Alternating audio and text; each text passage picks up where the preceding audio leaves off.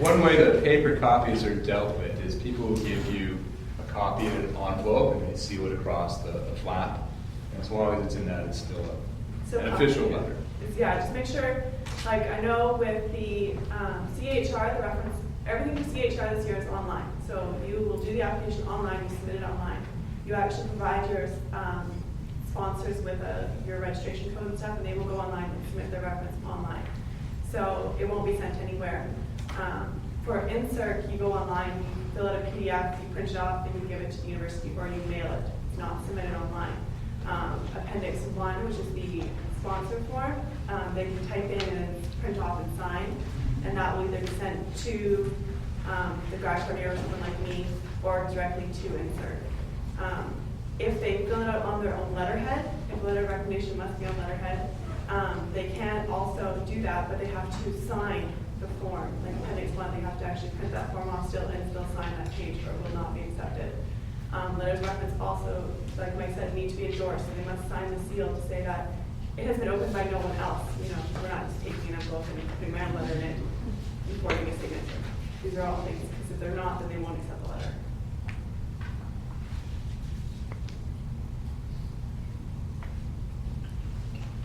Well, I may add one comment about, I think this question came out before about the main 3 criteria that are used by CHR for the evaluation. The third one, so there's achievement and activities, characteristic and abilities, and then there's a research training environment. And for those of you that actually are not quite sure of which direction they're going to go in the future, if they should be actually looking into a laboratory to host them when you're going to do their training, I will really suggest that you actually do that. You actually select the labs and get in contact with that lab, because at the end of the day, when we evaluate 2 outstanding students, and one actually of the students already find a laboratory where to go to and actually can complete that section that is worth 20% of the total points, you know, that's really, you know, that balance that person a little bit higher than the person that actually have not selected the labs where to go to, because you need to justify why you're going there, why you pick up that place, what's so unique about the center where you're going, how many outstanding facilities you're going to be having access to. I think it's worth basically filling in that this section is highly competitive, so you really want to make sure you get as many points as you can. And one thing that is also important is, if you don't provide that information, we just cannot use that information to basically push your application forward. So it really needs to be complete. And you may actually want to be underline several times key aspect of what makes you so unique at within different sections of the applications, just to make sure that we actually capture that information.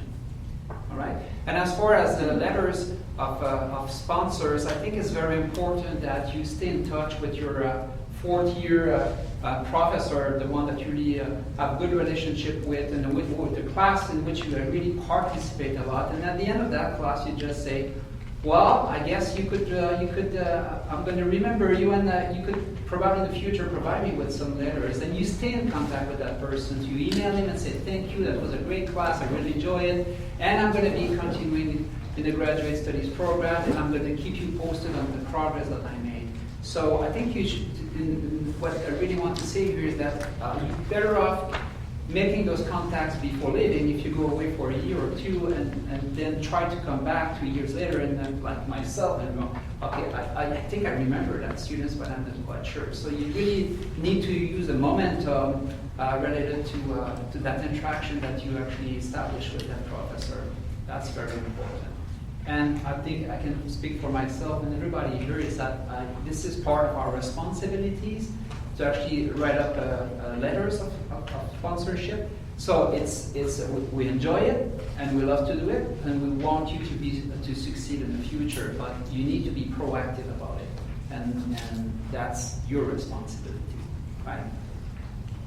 So I tell my graduate students that they'll forever be part of my family, and I'll be writing them letters. When they're 95 years old and need a letter to get into the nursing home, I'll be writing it. Okay, so what's coming up after this? Tom, do you want to ask some things about... I just want to say one thing about maybe we're stressing this too much, these letters, but it's really helpful if you get going on this early. The worst thing is to get a request from someone, I need this letter in 3 days. You know, and 3 days sounds like a long time, but I may have something planned for 2 of those 3 days. So if you can request a letter at least, minimum, a week in advance, and then at that time, have basically your application done, so you can, with the request for a letter, you can give the person a copy of your application, so they can look it over, go on to their CV. Then that really helps a lot. So you Go ahead in there. Go Okay, ahead. yeah, one quick thing. It's just, I realized that also on the slides you talked about how they'll adjust it based on your program of study of a course that you take. Sure. Like, are you supposed to provide context for that in your application, or sort of this is, the judges do that sort of independent of what you're... sorry, I didn't understand. Oh, it's in terms of providing the context about the nature of the undergraduate program and how difficult it was and how many credits. Yeah, like, is Some it things will be evident from responsible? the transcript. There may be opportunities where you talk about your previous program and your accomplishments, and you can say, as an honors student in biochemistry in this university, I took 12 classes a term and still worked on research. I don't know, are there other places where you can put that in? If you're from a very small university or not a well-known university or a foreign university, it's worth mentioning somewhere, you know, about your program that you were in. But, you know, if you're a UBC student, you know, they get hundreds of these a year, so they know the programs like UBC. Okay, I see. But it's sort of up to our responsibility to provide.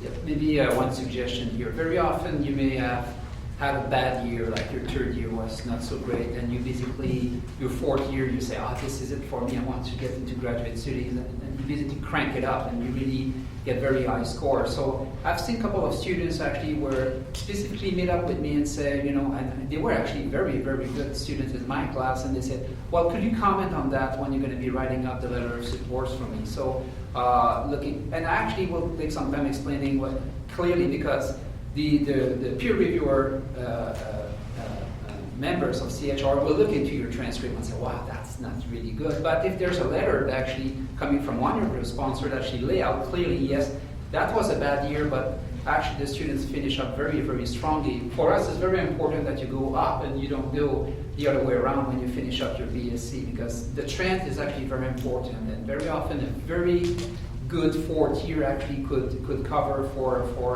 a lot of bad experience in the past. And the other thing that is important is, yes, academic grades are very important, but that's not the only thing that is actually being looked into. So for some of you that may actually have not as outstanding grade, but they still have very good grade, like 80, 85, and you can score very important points in other sections.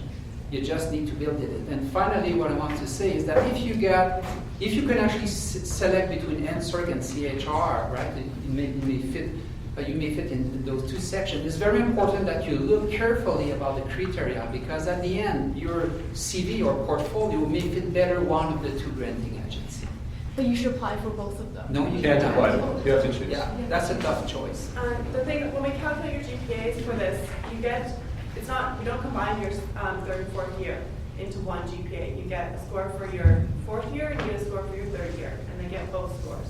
So if there's a difference, then that's visual for them. Now, if we submit these in October, though, we don't have fourth year grades yet, right? We have third year and Yeah, second year so grades. they So do we use- send them another transcript later? No. No. So they use our third year and second year grades? Yeah. You changed your mind? That was my question. Okay.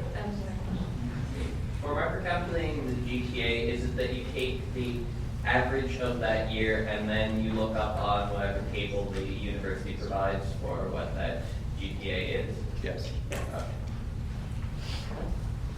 If in one of my years they didn't take a full course load, did they take courses from the year before that too? If